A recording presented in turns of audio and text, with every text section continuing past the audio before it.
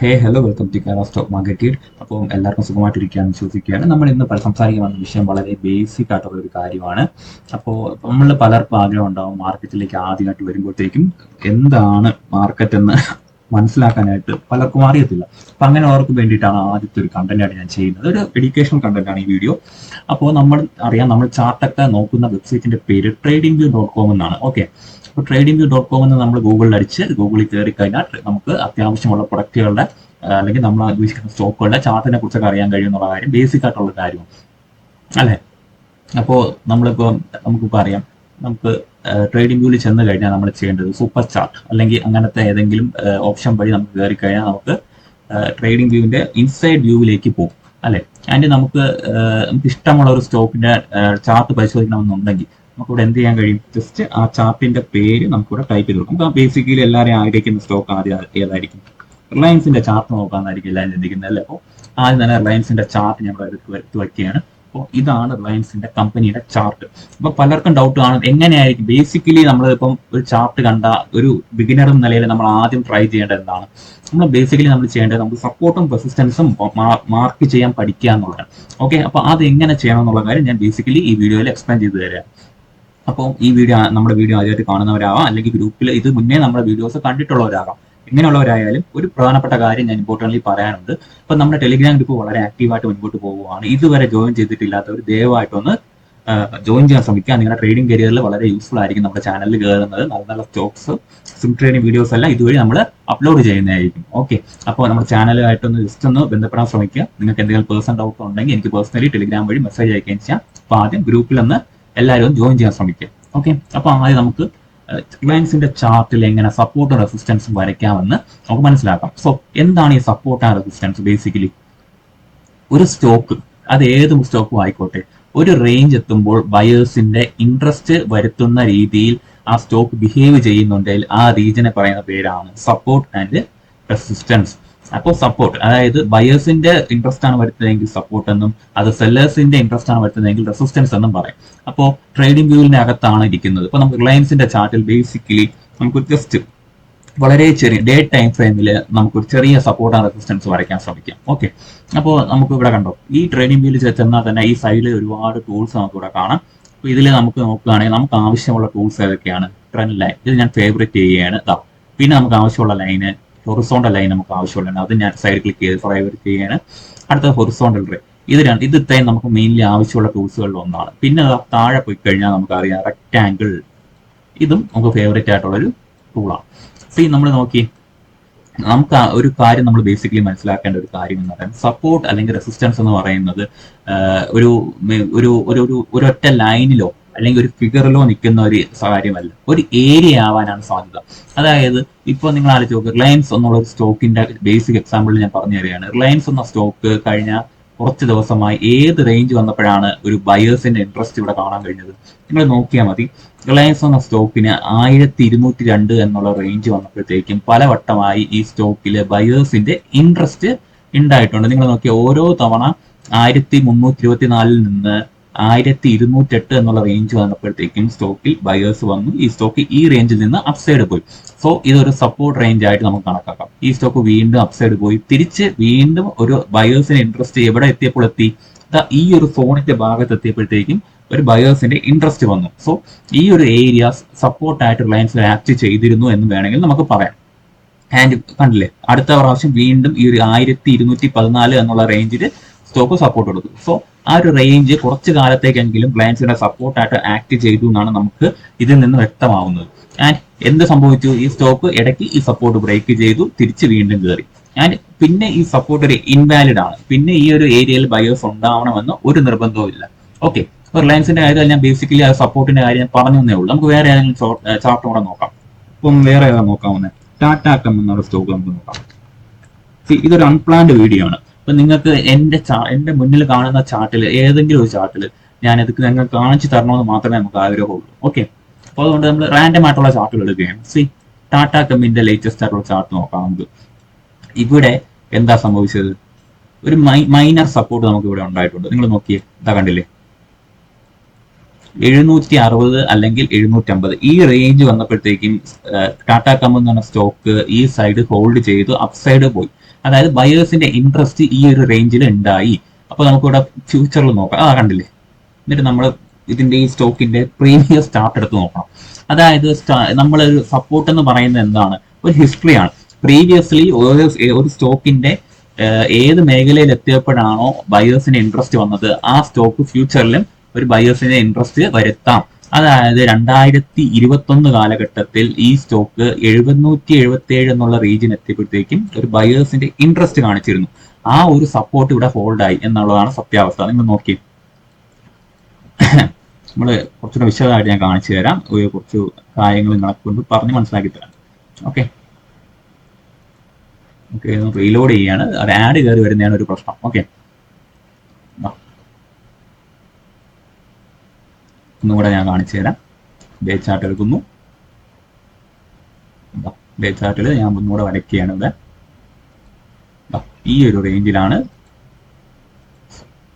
Tata company എന്ന് പറഞ്ഞ stock support എടുത്തത് അല്ലേ? പണ്ടേ മാറ്റി 1 വീക്ക് പോവുകയാണ്. അപ്പൊ നിങ്ങളിവിടെ കണ്ടു കാണും സ്റ്റോക്ക് ഏത് റേഞ്ച് വന്നപ്പോഴാണ് സപ്പോർട്ട് എടുത്തത്. 770 ഈ ഒരു റേഞ്ച്, അല്ലെങ്കിൽ 844 ഈ ഒരു റേഞ്ചിലാണ് സപ്പോർട്ട് എടുത്തത്. നിങ്ങൾ ഓരോ തവണ ഈ സ്റ്റോക്ക് ഇവിടെ വരുമ്പോഴും എങ്ങനെയാണ് റിയാക്ട് ചെയ്തതെന്ന് നമുക്കിവിടെ കാണാം. ഞാൻ വേറൊരു ടൂളാണ് കേട്ടോ നോക്കുന്നത്. ടൂൾ എന്നെ കണ്ണിപ്പെട്ടില്ല. ഓക്കെ, വിടുക, കാണില്ല. നിങ്ങൾ നോക്കിയാൽ ഒരിക്കൽ ഈ സ്റ്റോക്ക് ഈ റേഞ്ച് 800 എന്നുള്ള റേഞ്ചിൽ നിന്ന് ഒരു അപ്സൈഡ് മൊമെന്റം തന്നു. അതിന്റെ അപ്സൈഡ് മൊമെന്റം തന്ന ശേഷം ഈ സ്റ്റോക്ക് എങ്ങനെ ബിഹേവ് ചെയ്തു? ഓക്കെ, ഒന്ന് വെയിറ്റ് ചെയ്യാം. നമുക്കൊരു കാര്യം ബേസിക്കലി കാണിച്ചു തരാൻ വേണ്ടിയാണ് ഉദ്ദേശിക്കുന്നത്. ഓക്കെ ഓക്കെ, ട്രെൻഡ് ലൈൻ വരച്ച് നോക്കാം. ഓക്കെ, ഈ സ്റ്റോക്ക് ഒരിക്കൽ ഈ 800 എന്നുള്ള റേഞ്ചിൽ നിന്നൊരു അപ്സൈഡ് മൊമെന്റം തന്നു. ആൻഡ് തിരിച്ച് വീണ്ടും ഈ സ്റ്റോക്ക് ഡൗൺ സൈഡ് വരികയുണ്ടായി. ആൻഡ് ആ സ്റ്റോക്ക് വീണ്ടും സപ്പോർട്ട് എടുത്തത് 817 എന്നുള്ള റേഞ്ചിലാണ്. ഓരോ തവണ ഈ റേഞ്ച് ടെസ്റ്റ് ചെയ്യുമ്പോഴും മാർക്കറ്റിൽ ബയേഴ്സ് വിസിബിൾ ആയിരുന്നു. കണ്ടോ? ഇതാണ് ഒരു സപ്പോർട്ട് റേഞ്ചിന്റെ എക്സാമ്പിൾ എന്ന് പറയുന്നത്. ഇതാ നോക്കി. ആൻഡ് അത് കുറെ കാലം പോയി. 2022 കഴിഞ്ഞ് 2025 കാലഘട്ടത്തിലും അത് മനസ്സിലായി. ഹിസ്റ്റോറിക്കലി അവിടെ ഒരു ബയേഴ്സിന്റെ പ്രഫറൻസ് ഉണ്ടായിരുന്നു. ആ ഒരു റേഞ്ച് വരുമ്പോഴത്തേക്ക് ഒരു ഫെയർ പ്രൈസ് ആണ്. ഇവിടെ ഈ സ്റ്റോക്ക് ഈ റേഞ്ചിൽ വാങ്ങിയാൽ പ്രോഫിറ്റ് കിട്ടുമെന്ന് ചിന്തിക്കുന്ന ആളുകൾ ഒരുപാടുണ്ട് എന്നുള്ളതാണ് സത്യാവസ്ഥ. ആൻഡ് 759 എന്നുള്ള റേഞ്ച്, ഈ റേഞ്ചിലോട്ട് വീണ്ടും ഈ സ്റ്റോക്ക് 2025 സമയത്ത് വന്നപ്പോഴത്തേക്ക് ഇവിടെയും സെയിം ബയേഴ്സ്, അല്ലെങ്കിൽ ആ കാലഘട്ടത്തിൽ ഉണ്ടായിരുന്ന ബയേഴ്സ് ഉണ്ടാവും എന്നുള്ള പ്രതീക്ഷയോടെ ആളുകൾ ഇവിടെയും വാങ്ങിയിട്ടുണ്ട്. കണ്ടില്ലേ? ഹിസ്റ്റോറിക്കൽ ഡേറ്റയാണ് ഞാൻ ഈ കാണിച്ചത്. 2021-22 കാലഘട്ടത്തിൽ ഉണ്ടായിരുന്ന റെസിസ്റ്റൻസ്, സപ്പോർട്ട് 2025 അതേപോലെ വർക്ക് ചെയ്തു. മനസ്സിലായില്ല? അതാണ് പറയുന്നത്. ബയേഴ്സ് എന്ന് പറയുന്നത് ഹിസ്റ്റോറിക്കൽ ഡേറ്റയും കൂടെ പരിശോധിച്ചാൽ നമുക്ക് അറിയാൻ കഴിയും ഏത് മേഖലയിലായിരിക്കും നല്ല രീതിയിൽ സപ്പോർട്ട് ഉണ്ടാവുക എന്നുള്ളത്. ആൻഡ് നമുക്ക് വേണമെങ്കിൽ ഒരു റെസിസ്റ്റൻസിന്റെ എക്സാമ്പിൾ കൂടെ ഇവിടെ കാണാം. ടാറ്റ കമ്പനിയുടെ സ്റ്റോക്കിൽ ഏത് മേഖലയിൽ എത്തുമ്പോഴാണ് കൂടുതൽ ആളുകൾ പ്രോഫിറ്റ് ബുക്ക് ചെയ്യുന്നത് അല്ലെങ്കിൽ വിറ്റ് ഒഴിവാക്കുന്നത്? 1150 എന്നുള്ള റേഞ്ച് വരുമ്പോഴത്തേക്കും ടാറ്റ കമ്പനി എന്ന് പറഞ്ഞ സ്റ്റോക്കിലെ എന്താ പറയുക, ബയേഴ്സിന്റെ പ്രസൻസ് ഒരുപാട് കുറയുന്നുണ്ട്. നിങ്ങളിവിടെ സൂം ചെയ്ത് നോക്കിയാൽ അറിയാം. 1150 അല്ല ആ റേഞ്ച് വരുമ്പോഴത്തേക്കാണ് ഈ സ്റ്റോക്കിൽ റെഡ് ക്യാൻഡിൽസ് അല്ലെങ്കിൽ സെല്ലിംഗ് ക്യാൻഡിൽസ് ഏറ്റവും കൂടുതൽ ഉണ്ടായിക്കൊണ്ടിരിക്കുന്നത്. അത് തുടർന്നു കൊണ്ടേയിരുന്നു. 2021-22 കാലഘട്ടത്തിൽ തുടങ്ങിയ ഈ പ്രാവശ്യം 2025 എന്നുള്ള വർഷത്തിലും ഇതേ രീതിയിൽ ഈ സ്റ്റോക്കിൽ ഈ 2200 എന്നുള്ള റേഞ്ചിൽ സെല്ലേഴ്സിന്റെ പ്രസൻസ് നിലവിലുണ്ട് അല്ലെ? സോ അപ്പൊ നമുക്കറിയാം ബേസിക്കലി ടാറ്റ കമ്പനി എന്ന് പറയുന്ന ഒരു കമ്പനിയുടെ സപ്പോർട്ട് എന്ന് പറയുന്നത് 800 റേഞ്ചും റെസിസ്റ്റൻസ് എന്ന് പറയുന്നത് 1200 റേഞ്ചും എന്നാണ്. അപ്പം നമുക്ക് ഇതിന്റെ ഇടയിലൊക്കെ ട്രേഡ് ചെയ്യുന്ന ഒരുപാട് ആളുകൾക്ക് ഇങ്ങനത്തെ ഒരു ഇൻഫർമേഷൻസ് യൂസ്ഫുൾ ആയിരിക്കും. ഓക്കെ, ഇതാണ് റെസിസ്റ്റൻസ് ആൻഡ് സപ്പോർട്ട് എന്നുള്ളത്. ബേസിക്കലി ഒരു സാധാരണക്കാരൻ മനസ്സിലാവുന്ന രീതിയിൽ ഞാൻ പറഞ്ഞത്. വേറെ ഏതെങ്കിലും ഒരു സ്റ്റോക്ക് പറയും. നമുക്ക് വേണമെങ്കിൽ ഏതാ നോക്കേണ്ടത്? ടാറ്റ മോട്ടോഴ്സ് നോക്കാം. നിങ്ങൾക്ക് അറിയാവുന്ന സ്റ്റോക്ക് തന്നെ നമുക്ക് നോക്കാം. Tata Motors limited. Tata Motors ലിമിറ്റഡിന്റെ വീക്ക്ലി ചാർട്ടാണ് ഞാൻ ഇട്ടേക്കുന്നത്. വീക്ക്ലി ചാർട്ടിൽ നമുക്ക് എന്തൊക്കെ പരിശോധിക്കാം? ടാറ്റ മോട്ടോഴ്സിന്റെ മന്ത്ലി എടുക്കാം. മന്ത്ലി നമുക്ക് കുറച്ചും കൂടെ ഒരു എന്താ പറയാ ഉറപ്പുണ്ടാവും. ടാറ്റ മോട്ടോഴ്സ് ഏത് റേഞ്ചിലാണ് ബൈയിങ് പ്രഷർ ഉണ്ടായിരുന്നത്? ഈ ടാറ്റ മോട്ടോഴ്സ് നിങ്ങൾ കണ്ടിട്ടുണ്ടോ? അതോ ഇവിടെ നമുക്ക് മൈന്യൂട്ടായിട്ട് നമുക്ക് വരയ്ക്കാം. ടാറ്റ മോട്ടോഴ്സ് ഇതാ ഏത് റേഞ്ചിലാണ് സപ്പോർട്ട് എടുത്തത്? 2008 തൊട്ട് 2018 വരെയുള്ള ഡേറ്റ പരിശോധിക്കുമ്പോൾ ടാറ്റ മോട്ടോഴ്സിന്റെ സപ്പോർട്ട് റേഞ്ച് എന്ന് പറയുന്നത് ഒരു 83-90 രൂപയായിരുന്നു അല്ലെ? ആൻഡ് ഏത് റേഞ്ചാണ് ടാറ്റ മോട്ടോഴ്സിന്റെ റെസിസ്റ്റൻസ് എന്ന് പറയുന്നത്? ഇതാ നിങ്ങൾക്കറിയാം, ഈ ഭാഗത്ത് നിന്ന് ബയേഴ്സ് ഉണ്ടായി. ആൻഡ് എവിടെയാണ് സെല്ലേഴ്സ് ഉണ്ടായത്? 580 അല്ലെങ്കിൽ 90 എന്നുള്ള റേഞ്ചിലാണ് റെസിസ്റ്റൻസ് ഉണ്ടായത്. കണ്ടോ? ഇവിടെ ഒരു ക്ലാസിക് എക്സാമ്പിൾ ആണ് ഉള്ളത്. ഈ സ്റ്റോക്ക് 180-90 റേഞ്ചിൽ നിന്ന് ഈ സ്റ്റോക്ക് അപ്സൈഡ് പോകുന്നു. ഏത് റേഞ്ച് എത്തപ്പോഴത്തേക്കും ടാറ്റ മോട്ടോഴ്സ് സെല്ലിംഗ് വന്നു. 570-550 റേഞ്ച് എത്തിയപ്പോൾ ടാറ്റ മോട്ടോഴ്സ് എന്ന സ്റ്റോക്ക് വീണ്ടും സെല്ലിംഗ് വന്നു. ആൻഡ് സ്റ്റോക്ക് വീണ്ടും താഴെ ഇറങ്ങുന്നു. ആൻഡ് വീണ്ടും അപ്സൈഡ് പോകാൻ ശ്രമം നടത്തുന്നു. എന്നിട്ട് എവിടെ വെച്ച് വീണ്ടും സെല്ലിംഗ് നടന്നു? 580 എന്നുള്ള റേഞ്ചിൽ വീണ്ടും സെല്ലിംഗ് നടന്നു. ആൻഡ് സ്റ്റോക്ക് അവിടെ നിന്ന് വലിയൊരു ഡീപ്പായിട്ടുള്ള ഒരു കറക്ഷൻ തന്നു. ഞാൻ എവിടെ എത്തിയപ്പോൾ വീണ്ടും സപ്പോർട്ട് എടുത്തു? ഈ വീണ്ടും ഈ ഒരു 80-90 എന്നുള്ള റേഞ്ചിൽ സപ്പോർട്ട് എടുത്ത് സ്റ്റോക്ക് അപ്സൈഡ് വീണ്ടും പോവുകയാണ് ഉണ്ടായത്. ആൻഡ് എന്ത് സംഭവിച്ചു? ഇവിടെ എത്തിയപ്പോൾ വീണ്ടും ആ ഒരു 500 എന്നുള്ള റേഞ്ച് എത്തിയപ്പോഴത്തേക്ക് മാർക്കറ്റിൽ ഒരു സെല്ലിംഗ് പ്രഷർ ഉണ്ടായി. ബട്ട് മാർക്കറ്റ് ഈ സ്റ്റോക്ക് ശക്തമായ രീതിയിൽ മുൻപോട്ട് പോകാനുള്ള ഒരു ഉദ്ദേശം ഉണ്ടായിരുന്നതുകൊണ്ട് ഈ ഒരു റെസിസ്റ്റൻസ് പൊട്ടിച്ചു ഈ സ്റ്റോക്ക് അപ്സൈഡ് പോയി. കണ്ടോ? സിമ്പിൾ അല്ലേ? ഓക്കെ, വീണ്ടും ഒരു ആഡ് കയറി വരുന്നുണ്ട്. ഇതൊരു ഞാൻ രജിസ്റ്റർ ചെയ്യാത്തൊരു സ്റ്റോക്ക് ഇതായത് കൊണ്ടാണ് ഇത്ര ആഡ് വരുന്നത്. ഓക്കെ, അപ്പൊ നിങ്ങൾ കാര്യമാക്കണ്ട.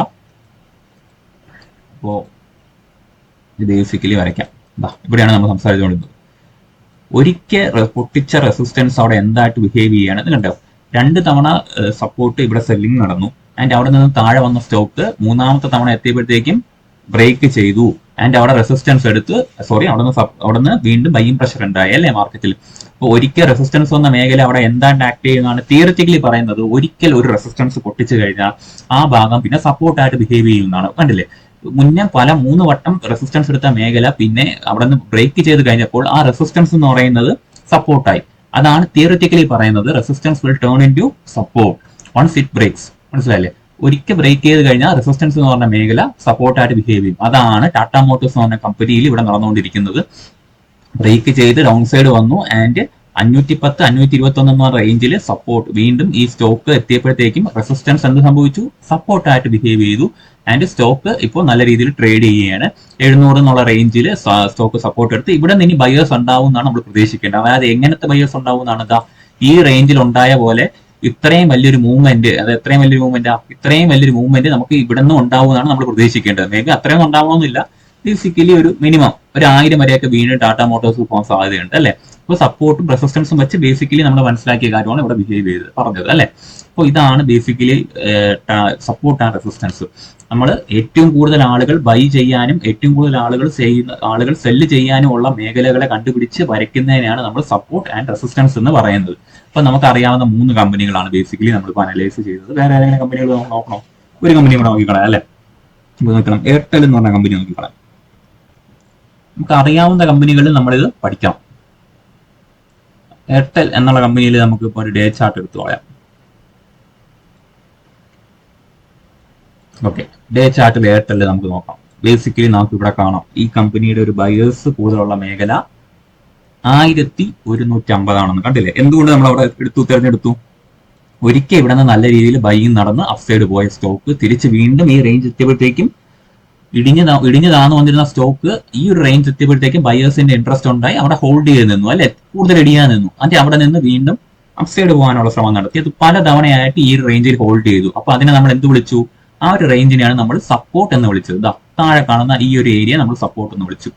ആൻഡ് അടുത്ത ഏരിയ എന്താണ്?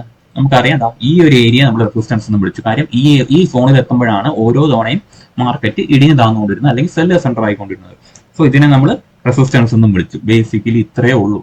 ഏറ്റവും കൂടുതൽ ബയേഴ്സിന്റെ ഇൻട്രസ്റ്റ് വരുന്ന മേഖലയെ നമ്മൾ സപ്പോർട്ട് എന്നും ഏറ്റവും കൂടുതൽ സെല്ലിംഗ് നടക്കാൻ സാധ്യതയുള്ള മേഖലകളെ നമ്മൾ റെസിസ്റ്റൻസ് എന്നും പ്ലെയിൻ ചാർട്ടിൽ നമ്മൾ പറയുന്നു. ഓക്കെ, അപ്പോൾ അടുത്ത വീഡിയോ ആയിട്ട് ഞാൻ വരുന്നതായിരിക്കും. അപ്പം ഇതൊരു ചെറിയ കണ്ടന്റ് മാത്രമാണ്. അപ്പോൾ ഇനി ഡീറ്റെയിൽഡ് ആയിട്ട് സ്റ്റോക്ക് മാർക്കറ്റിന്റെ വീഡിയോസ് ആയിട്ട് ഞാൻ വരുന്നതായിരിക്കും. ഓക്കെ, അപ്പോൾ എന്തെങ്കിലും ഡൗട്ട് ഉണ്ടെങ്കിൽ നിങ്ങൾക്ക് ടെലിഗ്രാമിൽ നമ്മുടെ ചാനലിൽ ജോയിൻ ചെയ്യാം. ശേഷം എനിക്ക് പേഴ്സണലി മെസ്സേജ് ചെയ്യാം. ആർക്ക് വേണോ നമുക്ക് എന്ത് ഡൗട്ട്സ് ഉണ്ടെങ്കിലും നമുക്ക് ക്ലിയർ ചെയ്യാം. എന്റെ പരമാവധി മാക്സിമം ഞാൻ ശ്രമിക്കുന്നതായിരിക്കും. ഓക്കെ, അപ്പോൾ താങ്ക് യു.